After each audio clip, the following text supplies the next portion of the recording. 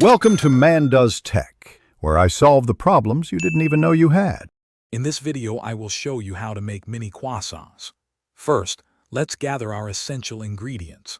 You'll need about 3 cups of all-purpose flour, 1 cup of very cold unsalted butter, 1 cup of milk, 2 teaspoons of sugar, and 2 1/4 teaspoons of active dry yeast. Don't forget a small pinch of salt to balance the flavors. Having your butter chilled is key for that signature flaky texture we all love. Now let's get our dough ready. In a large bowl, combine your flour, sugar, and salt. In a separate bowl, activate your yeast with lukewarm water. Then, add the yeast mixture and softened butter to the dry ingredients. Mix everything together, then knead the dough for about 5 minutes until it's smooth.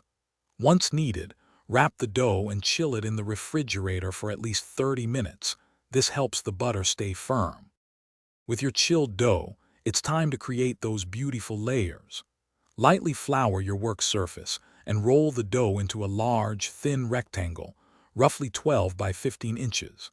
Next, use a pizza cutter or sharp knife to cut the dough into small triangles, about 3 inches wide at the base. Make a small half-inch notch at the wide end of each triangle, then roll it tightly from the wide end towards the tip to form a classic crescent shape. Finally, let's bake these delightful treats. Arrange your shaped mini croissants on a parchment-lined baking sheet. For a beautiful golden brown crust, gently brush each one with an egg wash made from 1 egg and 1 tablespoon of milk.